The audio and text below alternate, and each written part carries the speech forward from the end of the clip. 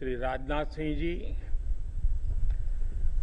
Chief of defence staff general Bipin Rawat, थल सेना, नौसेना और वायुसेना अध्यक्ष, रक्षा सचिव,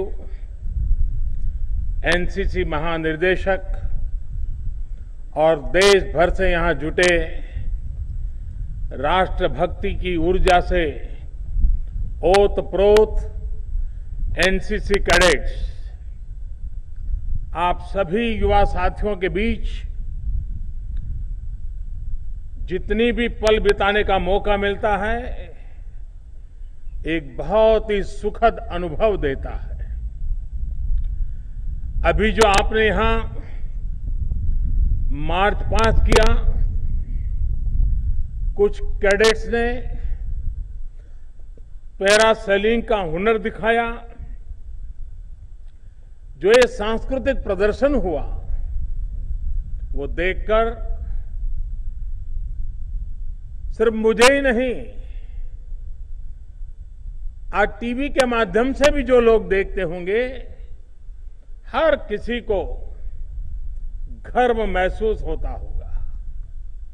देश के कोने कोने से आकर आपने 26 जनवरी की परेड में भी बेहतरीन प्रदर्शन किया है। आपकी इस मेहनत को पूरी दुनिया ने देखा है। हम देखते हैं दुनिया में जिन भी देशों में समाज जीवन में अनुशासन होता है, ऐसे देश सभी क्षेत्रों में अपना परचम लहराते हैं। और भारत में समाज जीवन में अनुशासन लाने की ये बहुत अहम भूमिका एनसीसी बखूबी निभा सकती है। और आप में भी ये संस्कार जीवन पर्यंत रहना चाहिए। एनसीसी के बाद भी अनुशासन की ये भावना आपके साथ रहनी चाहिए। इतना ही नहीं, आप अपने आसपास के लोगों को भी निरंतर इसके लिए प्रेरित करेंगे, तो भारत का समाज इससे मजबूत होगा, देश मजबूत होगा। साथियों, दुनिया के सबसे बड़े यूनिफॉर्म यूथ ऑर्गेनाइजेशन के रूप में एनसीसी ने अपनी जो छवि बनाई है, वो दिनों दिन और मजबूत होती जा रही है। और जब मैं आपके प्रयास देखता हूं, तो मुझे बहुत खुशी मिलती है। आप पर भरोसा और मजबूत होता है। शौर्य और सेवा भाव भारतीय परंपरा को जहां बढ़ाया जा रहा है, वहां एनसीसी कैडेट नजर आता है। जहां संविधान के प्रति लोगों में जागरूकता पैदा करने का अभियान चल रहा है, वहां भी एनसीसी कैडेट्स दिखते हैं। पर्यावरण को लेकर कुछ अच्छा काम हो रहा है, जल संरक्षण या स्वच्छता से जुड़ा कोई अभियान हो, तो वहां एनसीसी के कैडेट जरूर नजर आते हैं। संकट के समय में आप सभी जिस अद्भुत तरीके से, संगठित तरीके से काम करते हैं, उसके उदाहरण बाकी जगह पर बहुत कम देखने को मिलते हैं। बाढ़ हो या दूसरी आपदा, बीते वर्ष एनसीसी के कैडेट्स ने मुश्किल में फंसे देशवासियों की राहत और बचाव में सहायता की है। कोरोना के इस पूरे कालखंड में लाखों लाख कैडेट्स ने देश भर में जिस प्रकार प्रशासन के साथ मिलकर, समाज के साथ मिलकर काम किया है, वो प्रशंसनीय है। हमारे संविधान में जिन नागरिक कर्तव्यों की बात कही गई है,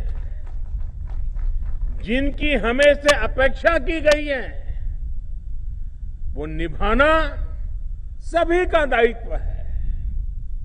हम सभी इसके साक्षी हैं कि जब सिविल सोसाइटी, स्थानीय नागरिक अपने कर्तव्यों पर बल देते हैं, तब बड़ी से बड़ी चुनौतियों को भी हल किया जा सकता है।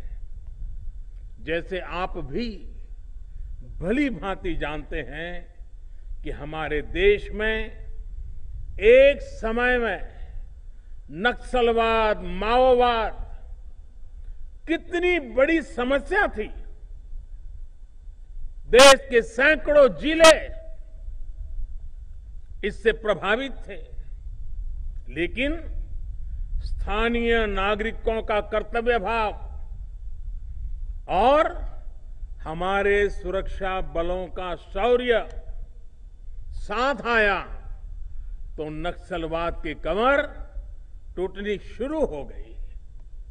अब देश के कुछ गिनती के जिलों में ही नक्सलवाद सिमट कर रह गया है। अब देश में न सिर्फ नक्सली हिंसा बहुत कम हुई है, लेकिन अनेकों युवा हिंसा का रास्ता छोड़कर विकास के कार्यों में जुड़ने लगे हैं। एक नागरिक के तौर पर अपने कर्तव्यों को प्राथमिकता देने का प्रभाव हमने इस कोरोना काल में भी देखा है। जब देश के लोग एकजुट हुए, अपना दायित्व निभाया, तो देश कोरोना का अच्छी तरह मुकाबला भी कर पाया।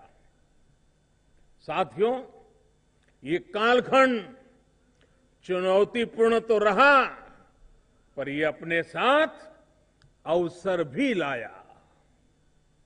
अवसर चुनौतियों से निपटने का, विजयी बनने का।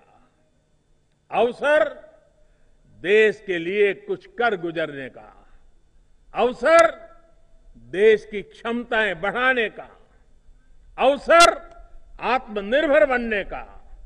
अवसर साधारण से असाधारण, असाधारण से सर्वश्रेष्ठ बनने का। इन सब लक्ष्यों की प्राप्ति में भारत की युवा शक्ति की भूमिका और युवा शक्ति का योगदान सबसे महत्वपूर्ण है। आप सभी के भीतर भी मैं एक राष्ट्र सेवक के साथ ही एक राष्ट्र रक्षक भी देखता हूं। इसलिए सरकार ने विशेष प्रयास किया है कि एनसीसी की भूमिका, उसका और विस्तार किए जाए। देश की सीमावर्ती और समुद्री किनारों की रक्षा और सुरक्षा से जुड़े नेटवर्क को सशक्त करने के लिए एनसीसी की भागीदारी को बढ़ाया जा रहा है। पिछले वर्ष 15 अगस्त को यह ऐलान किया गया था कि कोस्टल और बॉर्डर एरिया के करीब 250 जिलों में एनसीसी को नया दायित्व दिया जाएगा। इसके लिए लगभग 1 लाख एनसीसी कैडेट्स को आर्मी, नेवी और एयरफोर्स ट्रेन कर रही है। इसमें भी 1/3, 1/3 हमारी गर्ल्स कैडेट हैं। गर्ल्स कैडेट्स को ट्रेनिंग दी जा रही है।